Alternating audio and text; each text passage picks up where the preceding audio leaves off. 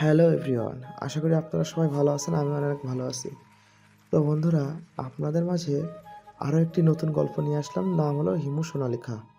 গল্পর নাম হলো গায়ক যখন রোমান্টিক পড়ে। এখানে আপনারা লিখে সার্চ করতে পারেন। গয়াকার অন্তস্তকর গায়ক যখন রকার ময়াকার একটি রোমান্টিক বর। ওকে বন্ধুরা, সার্চ করলে দেখবেন, এই দেখেন চলে এসেছে। এখানে ক্লিক করে আপনারা শুনতে পারেন। একদম নতুন গল্প। হ্যাঁ, একদিনে আপনার গল্প 4.7K ভিউ চলে গেছে, আর একদিনে সাবস্ক্রাইব হয়েছে 715টা। তো বন্ধুরা দেখেন, গল্পটা যদি ভালো না হতো এত ভিউ আসতো না। আর চ্যানেলের নাম হলো তাসলিমা ডায়েরি। ওকে।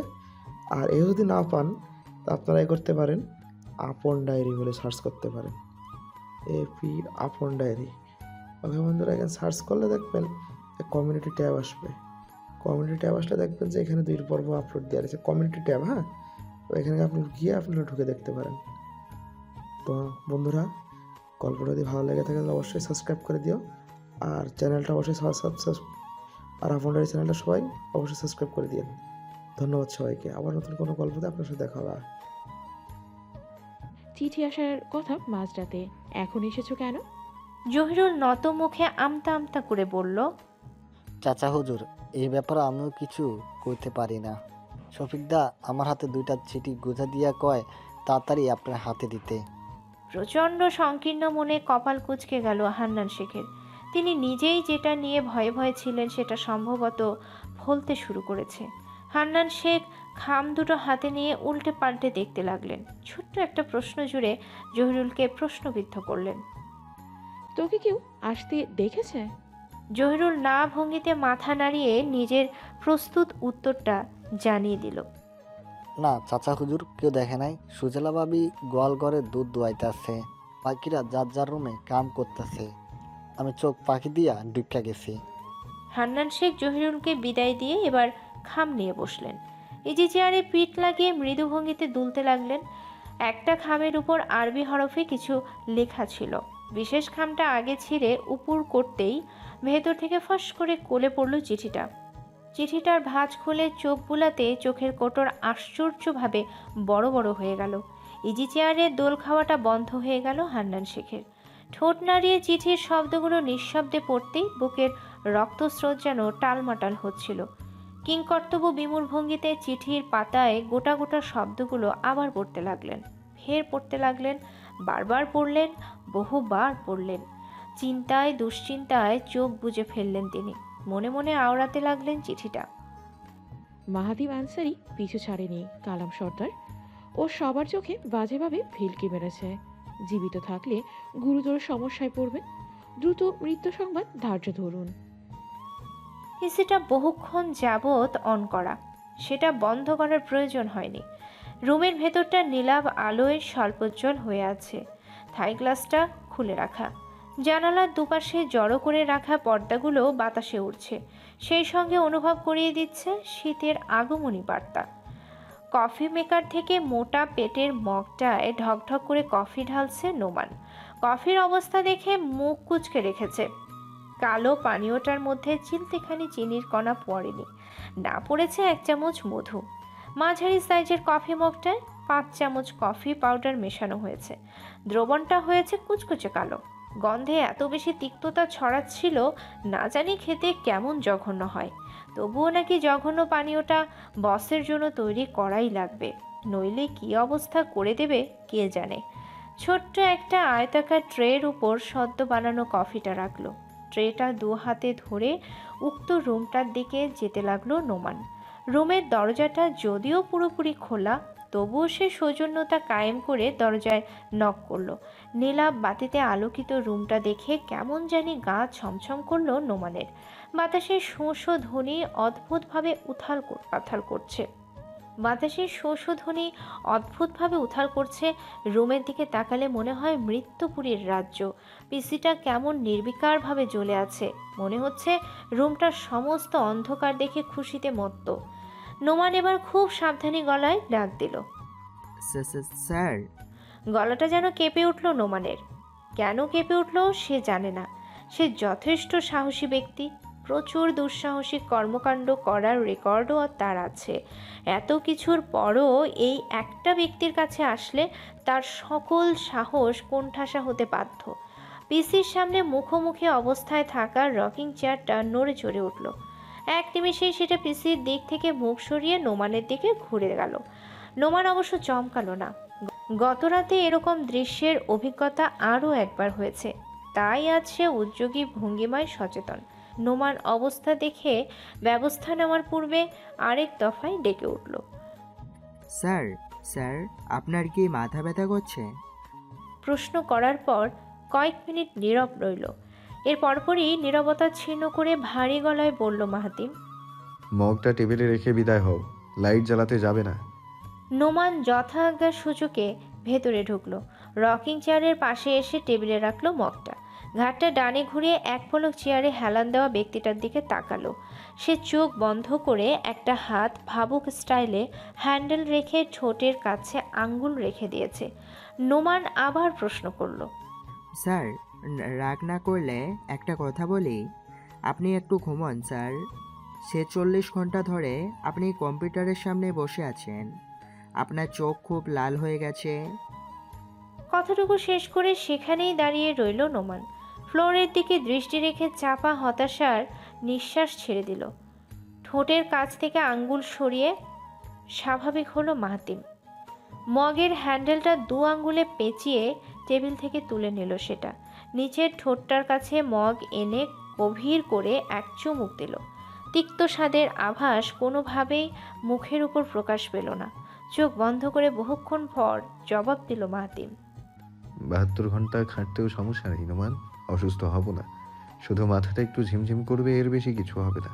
তোমার কাজ না থাকলে একটু পিসির সামনে বসো, আমি কফিটা ততক্ষণে শেষ করে দিই। বলতে বলতেই চেয়ার ছেড়ে উঠে গেল মাহাতিম। মাথাটা আসলেই যন্ত্রণা করছে। নির্ঘুম দশা যে কতটা অসহ্যকর সেটা ফিরলেই বোঝা যায়। মাহাতিমের নির্দেশ মতো রকিং চেয়ারে বসলো নোমান। ইতিমধ্যে আন্দাজ করে ফেলেছে নির্ঘাত কোনো গুরুত্বপূর্ণ নিউজের জন্য অপেক্ষা করছে তার বস।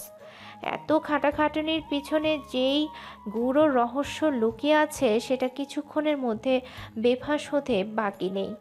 মাহাতিম ধীর গতিতে হাঁটতে হাঁটতে জানালার কাছে এসে দাঁড়ালো। ট্রাউজারের লেফট পকেটে থেকে ফোন বের করে কল বসালো। ধোয়া ওঠা কফিতে চুমুক দিতেই বাঁ কানে রিসিভ হওয়ার টিউন শুনতে পেল। চুমুক শেষে মগ নামাতেই ঝাড়ি লাগিয়ে বলল, কিরে বেটা, রিসিভ করতে এত টাইম লাগলো কেন? থাকিস কোথায়? তোর ভাবি আমার খবরটা চটপট দে। আবার যদি আমার বউ করতে দেখি, থাপ্পড়ে দাঁত তুলে আনবো। ওপাশ থেকে গাঁই গুঁই করতে করতে শেষে রাগ দেখিয়ে বলল, নিজে খেয়াল রাখতে জানো না, আমাকে শাসাচ্ছ কেন? সারাদিন তো ঘুমিয়ে ঘুমিয়ে সময় কাটো, আমার অবস্থা কি করে বুঝবে? কফিতে চুমুক দিতে গিয়ে ফিক করে হেসে ফেলল মাহাতিম। হাসতে হাসতে আকাশের দিকে অন্য মনস্ক হয়ে বলল, হ্যাঁ, ঠিকই বলেছিস। আমি তো ঘুমিয়ে ঘুমিয়ে দিন কাটাই, খুব আরামে কাটছে। মাহাতিমের মুখটা না দেখেও কণ্ঠের ধাঁত শুনে চুপসে গেল মাহদি। কথাটা আসলেই এভাবে বলা ঠিক হয়নি। সে তো জানেই তার ভাই শুধু শুধু দূরে গিয়ে থাকছে না। বাধ্য না হলে কেউ দূরে থাকতে চায়? মাহাদি গুমোট অবস্থার ভেতর সকালের ঘটনাটা ব্যক্ত করবে কি না চিন্তায় পড়ে গেছে। ভাবতে ভাবতে শেষে প্রচণ্ড দ্বিধা নিয়ে বলতে শুরু করলে হঠাৎ বিকট উল্লাসে, স্যার এক্ষুনি আসুন বলে চেঁচিয়ে উঠল নোমান। গরম কফিতে কেবল চুমুক দিতে নিয়েছিল মাহাতিম, অমনি ভড়কে দেওয়া চিৎকার শুনে কফির আগুন তুল্য তাপটা ঠোঁটে লেগে গেল ওর। সাথে সাথে ঠোঁটটার জ্বলুনি কমানোর জন্য দুপাটি দাঁত দিয়ে চেপে ধরল জায়গাটা। কলটা অজান্তেই কেটে দিল মাহাতিম। কী থেকে কি হলো সেটা বোঝার আগেই কঠিন মেজাজে পিছু ঘুরে তাকালো। নোমান এই প্রথম বসের রাগ উপেক্ষা করে আশ্চর্য কণ্ঠে হড়বড় করে বলতে লাগলো, আপনার ইমেল চলে এসেছে স্যার, জলদি এদিকে আসুন, এক্ষুনি এদিকে আসুন, দেখে যান আপনার ইমেল কোথা থেকে এসেছে। স্যার, আপনি প্রচণ্ড খুশি হয়ে যাবেন, আপনার অ্যাফ্রোড ভেস্তে যায়নি। নীরবে নিভৃতে 17টা শাড়ি নিঃশেষ করার ঘটনা বাড়ির মধ্যে জানাজানি হয়ে গেল। সেই সঙ্গে চাউর হয়ে গেল রুমটার ভেতর অজ্ঞাত কেউ তাণ্ডব লীলা চালিয়েছে। পুরো ঘটনাটা স্বচোখে দেখার পর মার্জার অবস্থা বাকশূন্য। তিনি ডাক্তারের কাছ থেকে চেক আপ সেরে সদ্য বাড়িতে পা ফেলেছেন। পা ফেলতেই তিনি জঘন্য ঘটনার বিবরণ শুনে হতবাক।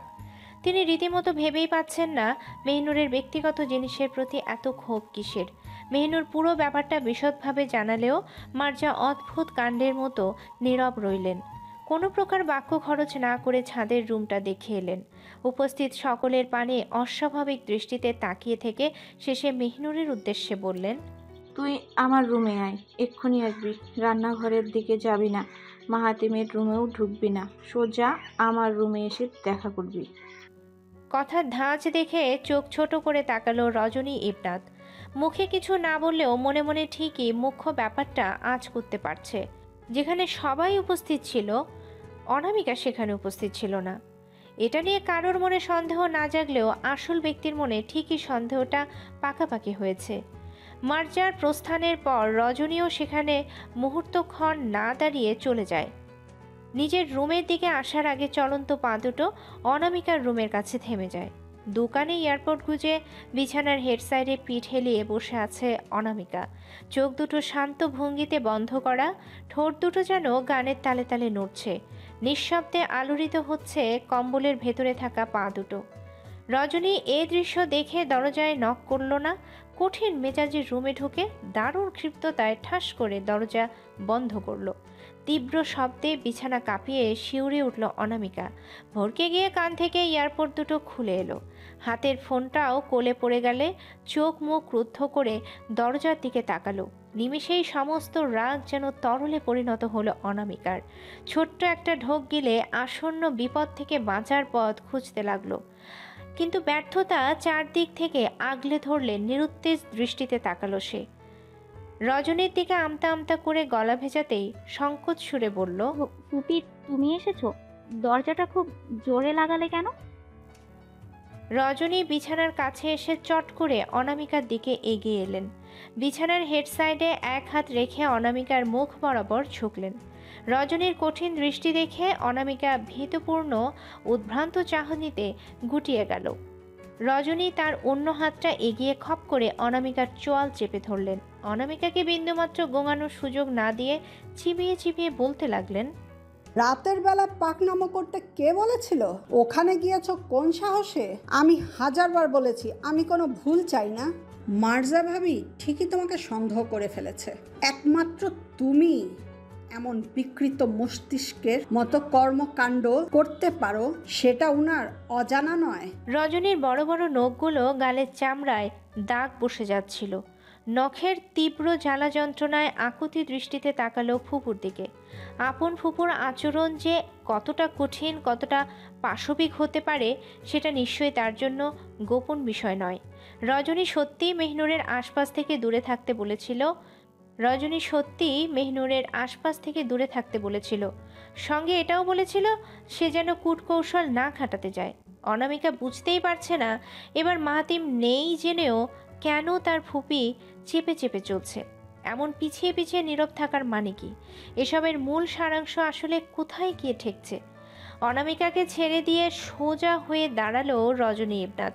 জোরে একটা নিঃশ্বাস ছেড়ে দরজার দিকে যাওয়ার জন্য উদ্ধত হলেন। দরজার নব ঘুরিয়ে ফাঁক করে ফেললে এক পলকের জন্য পিছু ফিরে তাকালেন। অনামিকা তখন বিপদমুক্ত হওয়ার আভাসে স্বস্তির নিঃশ্বাস ছাড়ছিল। স্বাভাবিক কায়দায় স্থির হতেই হঠাৎ একজোড়া ক্রুদ্ধ দৃষ্টি দেখে আবার ভয়ে শুকিয়ে গেল। নিজের শঙ্কিত অবস্থাকে আড়াল করার চেষ্টায় জোরপূর্বক হাসি দিল অনামিকা, কিন্তু কোনো লাভ হলো না।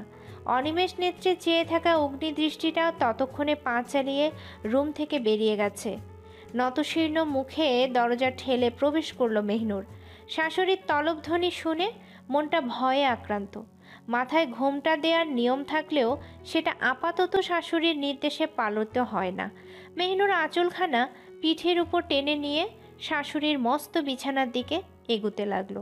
দৃষ্টি দুটো চকচকে টাইলসের উপর স্থির থাকলেও আর চোখে মার্জার কঠিন মূর্তিটা দেখে নিল। বিছানায় আসন করে বসে জানালার দিকে মুখ করে আছে মার্জা, পিঠ দিয়ে আছে মেহনুরের দিকে। মেহনুর পায়ে পায়ে এগিয়ে এসে খাটটা অতিক্রম করে মার্জার ঠিক সামনে এসে দাঁড়ালো।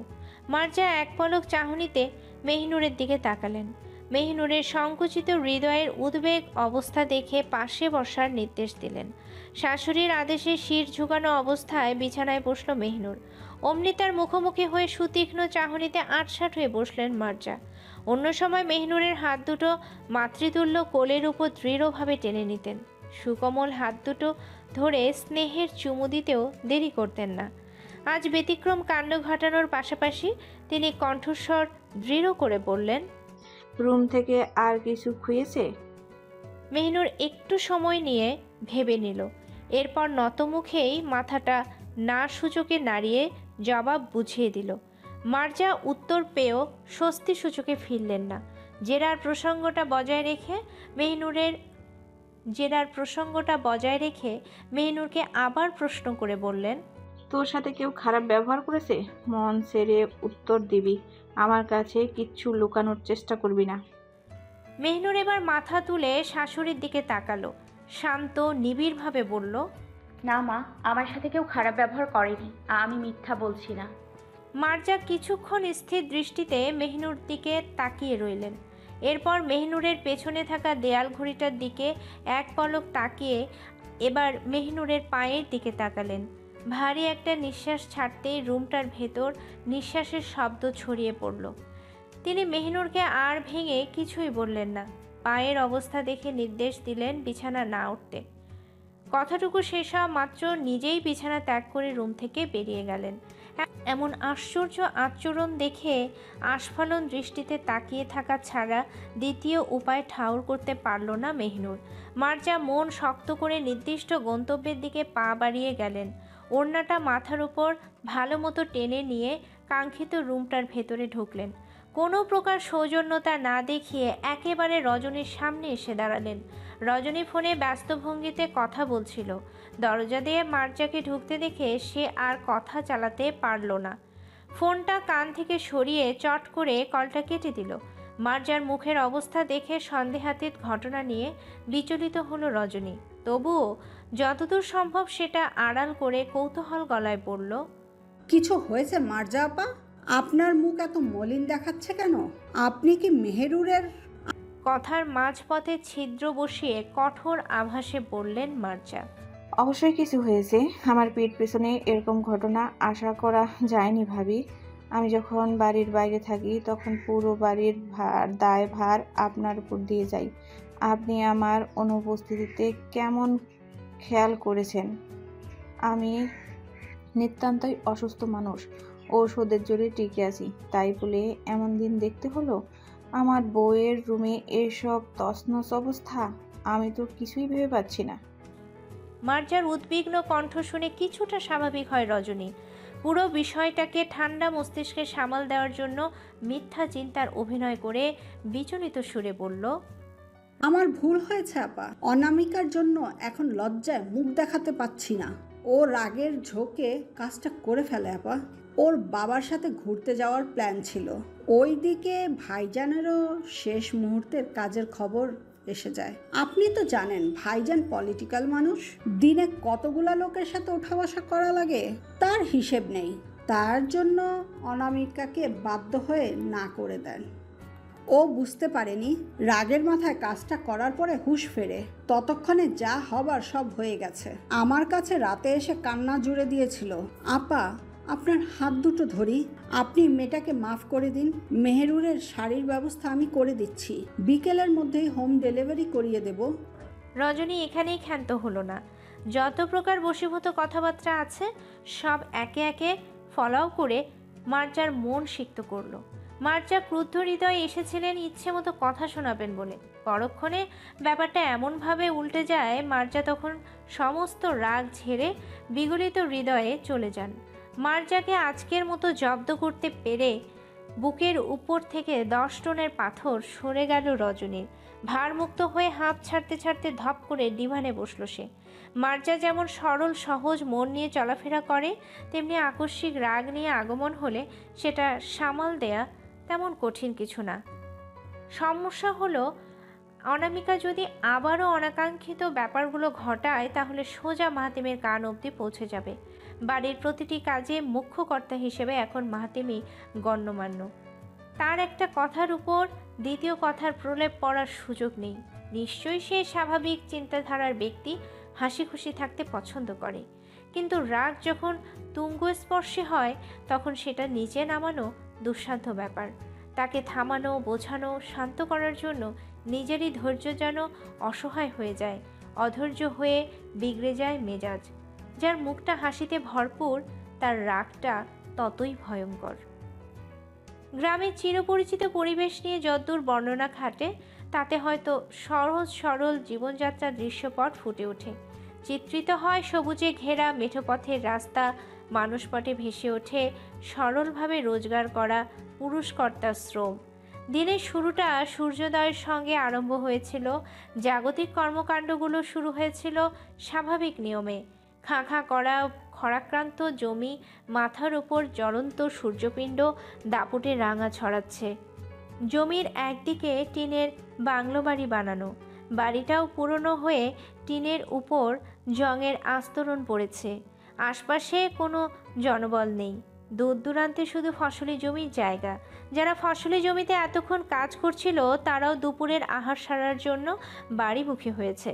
নির্জন ধুধু করা মাঠের সেই বাংলা বাড়িতে হাত পা বাঁধা অবস্থায় পড়ে আছে এক লোক, যার বয়সটা 40 পেরিয়ে 45-এর কাছাকাছি এসেছে।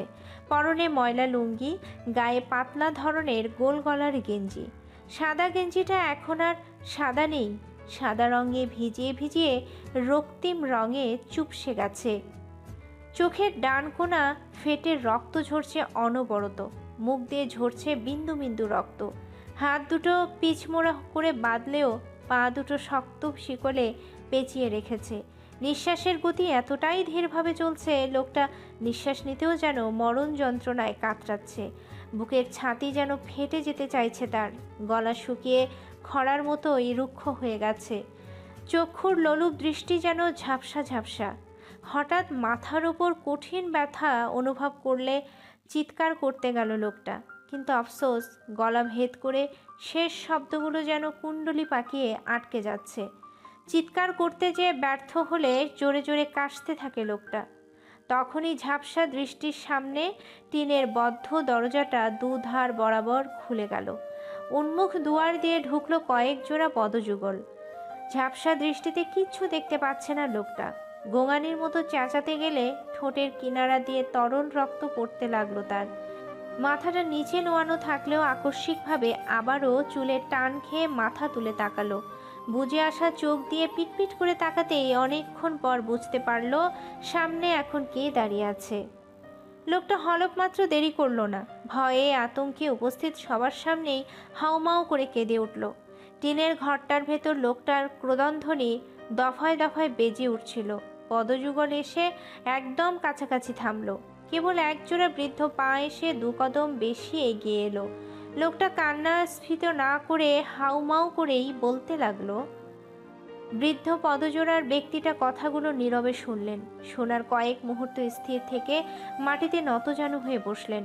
মাটিতে বসা দৃশ্য দেখে চালারা সবাই হৈ হৈ করে মাদুর পাটি বিছিয়ে দিতে চাইল, কিন্তু বৃদ্ধ লোকটার আঙ্গুলি নির্দেশ দেখে সবকটা সেখানেই থেমে গেল। ক্ষত বিক্ষত লোকটা অশ্রু টলমল চোখে বৃদ্ধর সহানুভূতির আভাস পেয়ে শান্ত হতে লাগলো। কান্নার হিড়িকে কাঁপতে কাঁপতে বলল, চোখের পলকে সব কিছু বিভৎস অন্ধকারে ছেয়ে গেল। কানের ভেতর মৌমাছির মতো ভোঁ ভোঁ করতে করতে মাথাটা ঝিমিয়ে এলো। ঝাপসা দৃষ্টিটা আরও সংকুচিত হতে হতে ধপ করে মাটিতে লুটিয়ে পড়ল। চোখের সামনে প্রহেলিকার অন্ধকারে ছেয়ে গেল লোকটার। ফিনকে দিয়ে তরতর রক্তবন্যা জায়গাটা সিক্ত করতে লাগলো। নতজানু অবস্থা থেকে সোজা হয়ে দাঁড়ালেন বৃদ্ধ। মাটিগুলো ঝাড়া দিতে দিতে চালাদের একজনকে জিজ্ঞেস করলেন, ওই বাড়ির কেউ জানে? উক্ত চালাটা ব্যস্ত ভঙ্গিতে উত্তর দিল, না মোল্লা হুজুর, ওর বাড়িতে কেউ জানে না। জানে ওই আবার গাঁজা টানতে উধাও হয়ে গেছে। কেউ ওর খবর মালুম করতে পারবো না মোল্লা হুজুর। আমি আপনারে নিশ্চিত দিতেছি, ওর চৌদ্দ গোষ্ঠীর ওর খবর উদ্ধার করতে পারবো না। আপনার ঠান্ডা মাথায় বাড়িতে যান, বাকিটা আমরাই দেখতেছি। গম্ভীর মুখে মাথা নাড়িয়ে হাত দুটো কোমরের কাছে বেঁধে নিলেন হান্নান শেখ। যেই ভঙ্গিতে তিনি এখানে এসেছিলেন একই ভঙ্গিমা বজায় রেখে চুপচাপ সেখান থেকে বেরিয়ে গেলেন। তিনজন চেলা আগে থেকেই পথঘাটের অবস্থা দেখে এসেছে। রাস্তায় মোসাদ্দেক চাষা ছাড়া আর কেউ খেতে ফেরেনি। তারা হান্নান শেখকে অন্য রাস্তার খবর দিয়ে সেদিক বরাবর বাড়ি ফিরতে বলে দিলেন। হান্নান শেখ আবারও ধূর্ততার সাথে সকল গ্রামবাসীর চক্ষু আড়ালে কাজ সেরে এলেন। নিজের বাড়িতে ফিরে কলপাড়ে গিয়ে সাদামাটাভাবেই হাত মুখ ধুলেন। সুজলাকে এক গ্লাস পানি চাহিদা প্রকাশ করে নিজের ঘরের দ্বার ঠেলে ঢুকলেন। ঘরের এক কোণে থাকা আলনা থেকে শুকনো গামছা নিয়ে মুখ মুছতেই সুজলা পানির গ্লাস নিয়ে হাজির। দরজায় মুখে দাঁড়িয়ে, আব্বা আপনার পানি বলতেই হান্নান শেখ প্রসন্ন হাসিতে বললেন, বাইরে দাঁড়ানোর দরকার নেই বড় বউ, ভেতরে এসে গ্লাসটা রাখো। সুজলা ঘরে ঢুকে ছোট্ট কাঠের টেবিলে গ্লাস রাখতেই হান্নান শেখ কনুই পর্যন্ত হাত মুছতেই বললেন, আমার নাতিটার কোনো খবর আনছো বড় বউ? শাহনাজের সাথে যোগাযোগ হয়? সুজলা উদাস মুখে চোখ নামিয়ে বলল, আব্বা, শাহনাজের ফোনটা কেমনে নষ্ট হয়ে গেছে, ওটা নাকি কাজ করে না। সুরাইয়া রাগ দেখিয়ে ফোনটা যে আছাড় মারলো, ওটা আর ঠিক হয় না। হান্নান শেখ ভাবুক ভঙ্গিতে গামছাটা সুজলার দিকে বাড়িয়ে দিলেন। সুজলার শ্বশুরের ভেজা গামছাটা নেড়ে দেওয়ার জন্য চলে গেলে হান্নান শেখ তার ইজি চেয়ারে গিয়ে বসলেন। চোখ দুটো ক্লান্তিতে ঢুলে আসছে। ইজি চেয়ারে দোল খেতে খেতে তিনি জীবনের মস্ত বড় ভুলটা নিয়ে ভাবতে লাগলেন। মার্জাকে যখন বিয়ে দেওয়া হলো তখন হয়তো জানাই ছিল সে সেনা সদস্যের স্ত্রী হয়েছে। মার্জার সাথে যোগাযোগ ছিন্নতার বিশেষ কারণ হয়তো এটাই ছিল, মার্জার স্বামীর পেশাগত জীবন। হান্নান শেখ স্বেচ্ছায় মার্জার সাথে যোগাযোগ রাখেনি, কিন্তু মার্জার সেই স্বামী যখন দুনিয়ায় নেই তখন এসব নিয়ে আর চিন্তায় পড়তে হয়নি। মার্জা বহু বছর পর তার ভিটে বাড়িতে ঘুরতে এসেছিল। সপরিবারে না এলেও যাদের নিয়ে এসেছিল বেশ ভালো করেই খাতির করেছে হান্নান শেখ। এখানেই তিনি বিশাল বড় ভুলটা করে ফেলেন। যে ছেলেকে তিনি সহজ চিত্তের সুপুরুষ ভেবেছিলেন, ওই ছেলে সহজের কাতারে কোনোদিন পড়তো না। মার্জার ছেলেকে নিয়ে বৈবাহিক সম্পর্ক করার ইচ্ছে তার ছিল না, ওরকম মনোবৃত্তি তার উদয় হয়নি। মার্জা যখন নিজ থেকেই বিয়ের প্রস্তাব দিয়ে বসেন তখন আশপাশের পরিস্থিতির কথা চিন্তা করে মেহনুরকে বিয়ের পিঁড়িতে বসিয়ে দেন। আচ্ছা, মেহনুরকে আদৌ এই বিয়েতে মন থেকে রাজি ছিল? দেশের সর্বত্র নাতিশীতোষ্ণ আবহাওয়া, আকাশে সূর্যের দেখা নেই, ভারী ভারী মেঘের আড়ালে ঢাকা পড়েছে সূর্যটা। খুব যে একটা ঠান্ডা অনুভব হচ্ছে তাও অবশ্য না। মেঘগুলো যেন বিষণ্ণতায় উত্তীর্ণ হয়ে সূর্যকে আড়াল করে দিয়েছে। তার উপর পৃথিবীর এ প্রান্তে আজ কড়া আলো পড়েনি। সময়ের আবহকালে ছুটতে ছুটতে দিনপঞ্জিকার মাসগুলো পাল্টে দিচ্ছিল। জাদুদণ্ডের কারসাজির মতো পেরিয়ে যাচ্ছিল ঋতুময় চক্রটা। মার্জা দিনকে দিন অসুস্থ হয়ে পড়ছিলেন। মাথার যন্ত্রণার জন্য নানা পদের ওষুধ গিলতে হতো। দিনের বেশিরভাগ সময় তিনি শয্যাশায়ী থাকতেন। প্রচণ্ড যন্ত্রণায় কাতরাতে কাতরাতে এক পর্যায়ে ঘুমের ডোজে ঘুমিয়ে পড়তেন। মেহনুর 4টা মাসের ভেতর পুরো আনসারি নিবাসে অতপ্রতভাবে জড়িয়ে গিয়েছে। চুপচাপ নীরবে কাজ সেরে যাওয়াই মেহনুরের আসল কর্ম ছিল। নিজেকে সংসারের হালে মিলিয়ে নিলে আস্তে আস্তে অনেক কিছু বুঝতে শিখল। জীবনের গভীরতা আজও তাকে কঠিনভাবে ভোগাচ্ছে। সে এখনও কারোর সাথে সখ্যতা গড়ে তুলতে পারেনি। মার্জার সাথে যতটুকু হৃদ্যতাপূর্ণ সম্পর্ক সৃষ্টি হয়েছে সেটা কেবল মাহাদির সাথে একটু আধটু। রজনী যে কিসের জন্য নীরব থাকতো সেটা আস্তে ধীরে বুঝতে লাগলো অনামিকা। 4টা মাস কচ্ছপের খোলসের মধ্যে মাথা গোজ করে আছে রজনী। কাঙ্ক্ষিত সময়টার জন্য যেন বাঁকা হাসিতে অপেক্ষা করছে সে। 5ম মাসটার শুরুর দিকে ভিডিও বার্তায় যুক্ত হলো 8 জন। আজ তাদের সম্মেলনে মাহাদি যুক্ত নেই। সময়টা বাংলাদেশ টাইম রাত 2টোর দিকে চলছে, অন্যদিকে আমেরিকায় চলছে সকাল 12টার মতো। দু দেশের দু প্রান্ত থেকে মোবাইল, পিসি, ল্যাপটপে একত্র হলো সবাই। প্রথমে হাসি ঠাট্টায় কুশল চলল কিছুক্ষণ। এরই মধ্যে চিন্তিত বিষয়ধারা চলে এলে ফারিন প্রথম প্রশ্নটা ছুড়ে দিল। আচ্ছা, তোমরা একটা কথা জবাব দিবা? আমি জাস্ট ফেড অফ হয়ে গেছি, তবু কোনো অ্যান্সার বের করতে পারলাম না। রজনী মামিকে কেন আমরা ভয় পাচ্ছি? আমি নীতি আপুকে কোয়েশ্চেনটা করলাম, বাট নো অ্যান্সার। তো ভাইয়াকে কোয়েশ্চেনটা করলাম, সে অ্যাজ অলওয়েজ আমাকে ঝাড়ি মারলো। আমার প্রশ্ন উত্তর কে দেবে প্লিজ? আমি কোনোভাবেই তোমাদের ফিতু হওয়ার রিজন হতে পারছি না। তোমরা কেন আমাকে ছোট ছোট করে অ্যান্সারটা দিচ্ছ না? আমি তো মুখ চোর না, পেট পাতলাও না,